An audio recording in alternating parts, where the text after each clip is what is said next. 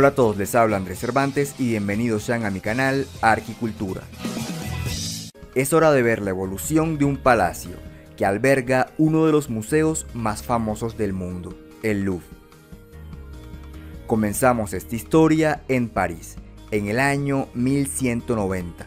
Francia se encontraba librando batallas contra Inglaterra y el rey francés Felipe II, conocido como el Augusto, decide construir una muralla alrededor de la ciudad. Nos enfocaremos entonces en el extremo oeste del recinto amurallado, donde en la parte más expuesta se construyó un castillo, lleno de torres de base circular. Hay varias hipótesis acerca del origen del nombre de este lugar, y no hay consenso en este tema. El caso es que el nombre elegido para el castillo fue Louvre.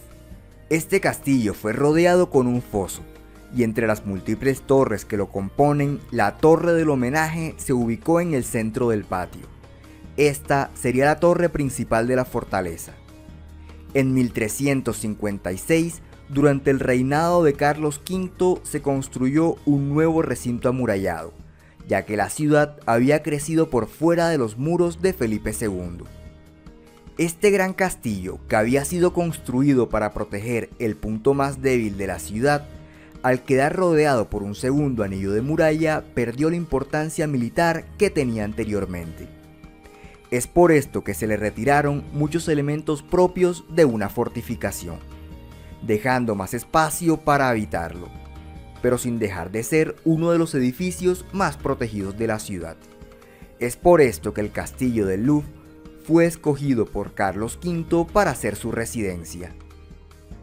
En 1525, el rey Francisco I fue derrotado en la batalla de Pavía y estuvo prisionero.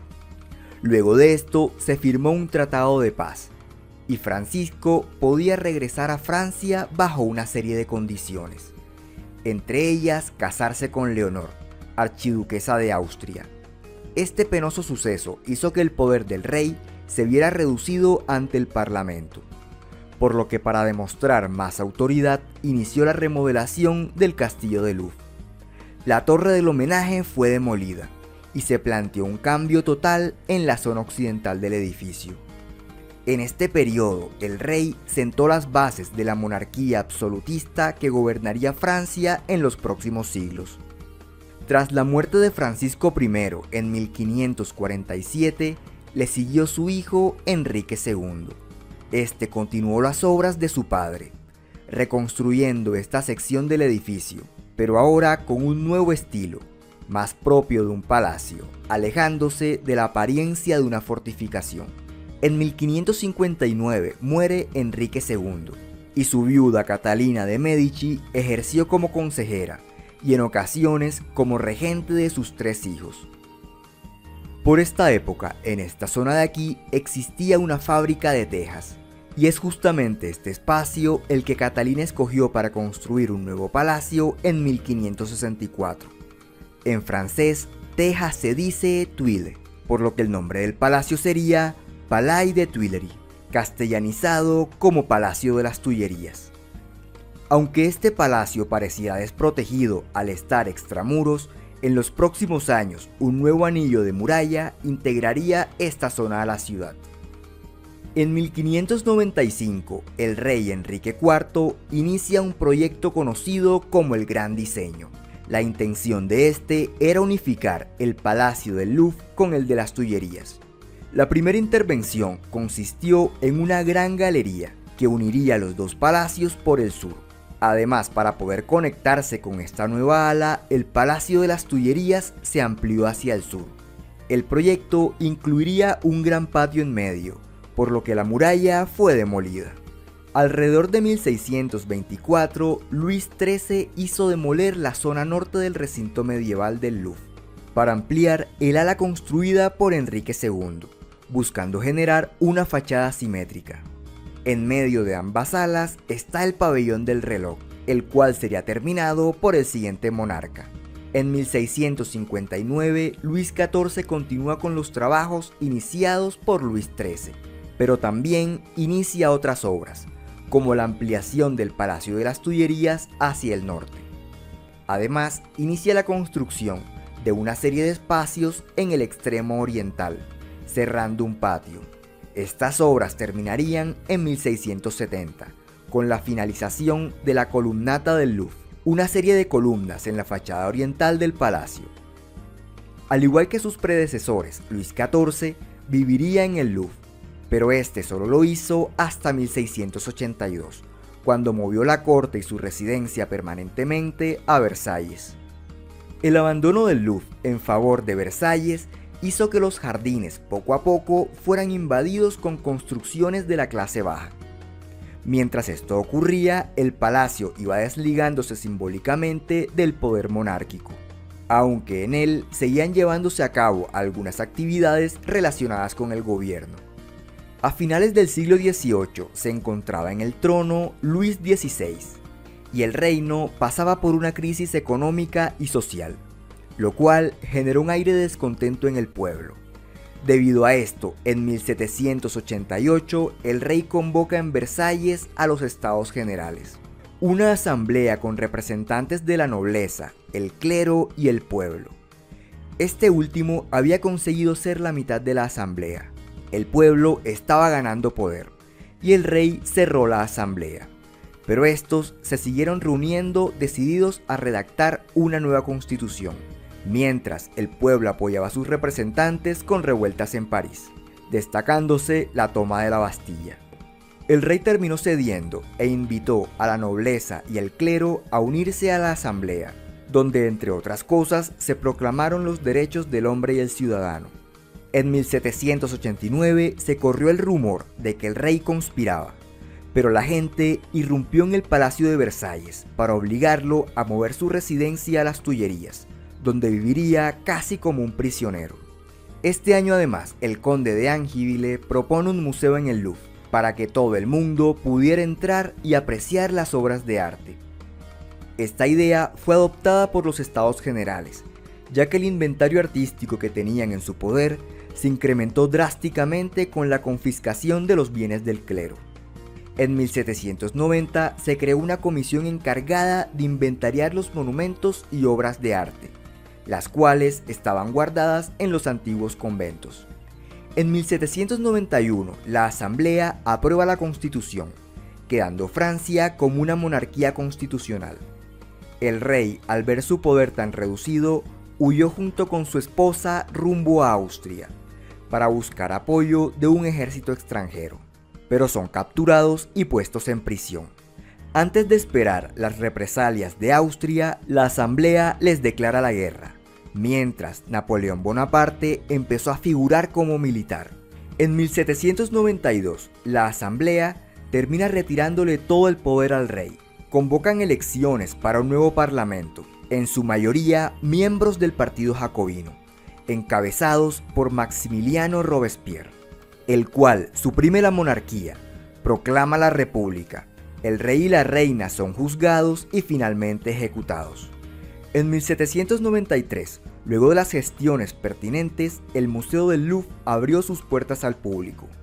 Luego de esto, las colecciones de arte del museo crecían con los bienes incautados por los revolucionarios, mientras el nuevo gobierno regía con el miedo, ejecutando a todo el que se opusiera a la revolución, desencadenando una guerra civil.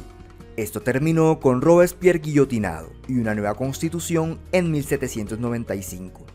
En 1799, Napoleón Bonaparte vuelve a Francia y se nombra primer cónsul, y en 1804 se proclama emperador. Napoleón escoge las Tullerías como residencia y emprende la tarea de terminar el gran diseño que uniría las Tullerías con el Louvre. La zona entre ambos palacios finalmente es despejada, dejando un espacio para una serie de jardines. Además, se inicia la construcción del ala norte, que cerraría completamente el complejo. Aquí hay que destacar además un arco del triunfo y una reja separando los jardines de las Tullerías del resto de los jardines, a los que tenían acceso los visitantes del museo. Además de esto, algunas modificaciones en la cubierta del Louvre. De este periodo es importante agregar que Napoleón durante sus conquistas llevó a cabo una práctica antigua, que consistía en tomar arte de los pueblos sometidos y llevarlos como trofeo a su capital. Muchas de estas piezas se encuentran en el Louvre. La ejecución del gran diseño se vio interrumpida por el fin del Primer Imperio y la restauración de la monarquía en cabeza de Luis XVIII. Tras la caída del Primer Imperio, muchas de las piezas de arte fueron devueltas a sus países de origen, aunque otras, como las bodas de Caná, siguen en el Louvre. Luis XVIII avanzó un poco las obras del ala norte, que había iniciado Napoleón, aunque sus intervenciones se enfocaron más en acondicionamiento interior de las zonas existentes, para traer de vuelta la gloria de la monarquía recién restaurada. En 1824 murió Luis XVIII y se coronó su hermano Carlos X, que buscaba instaurar nuevamente una monarquía absoluta, como la que había antes de la Revolución.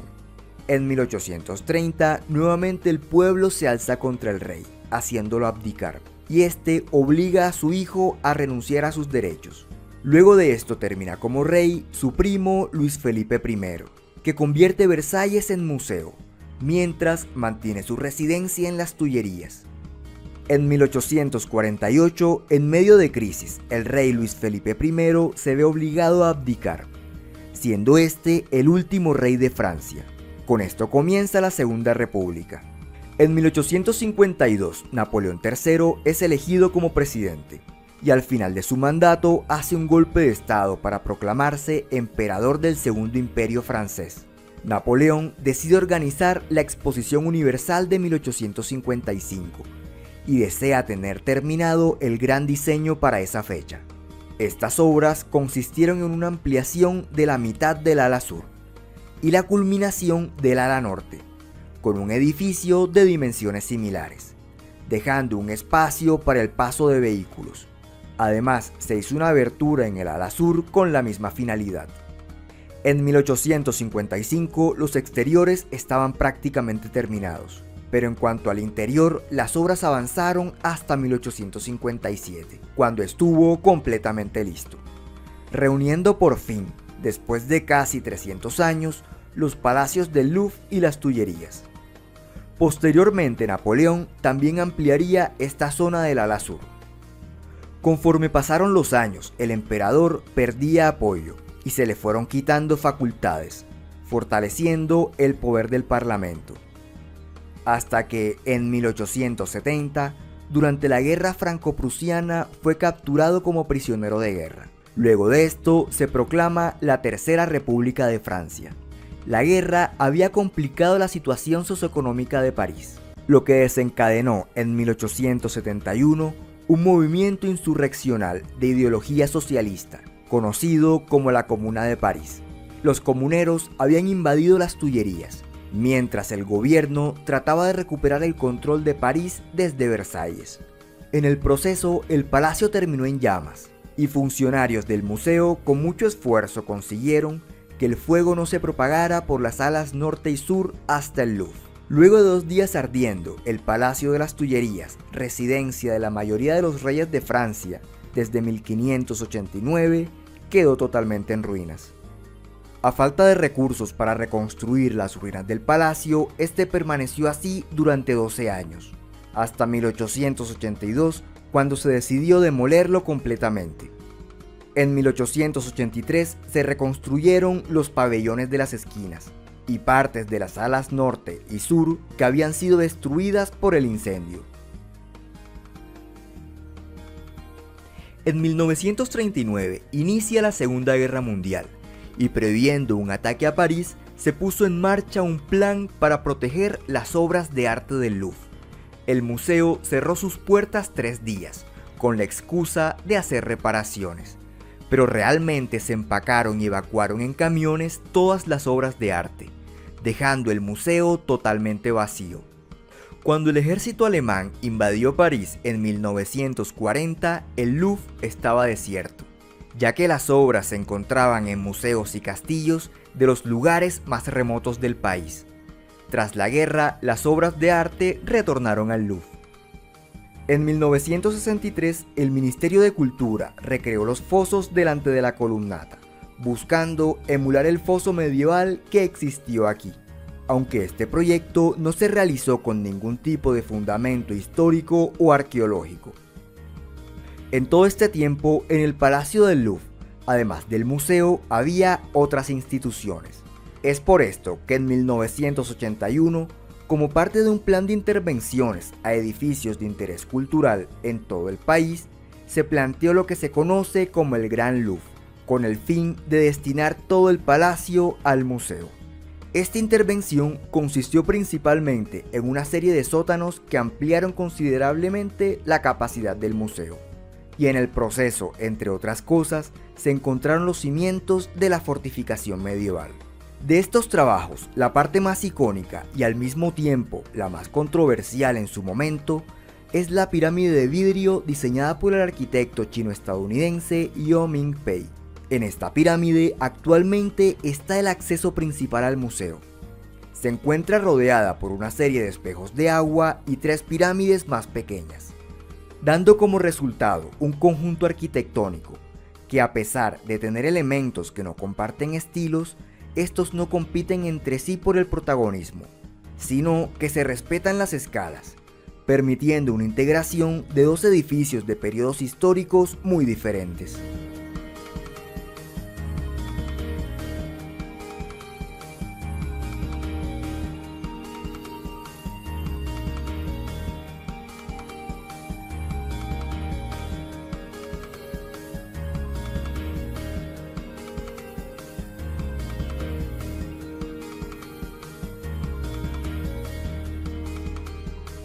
Y bueno, esto ha sido todo por hoy. Si te gustó, no te olvides de darle like y compartir con tus amigos.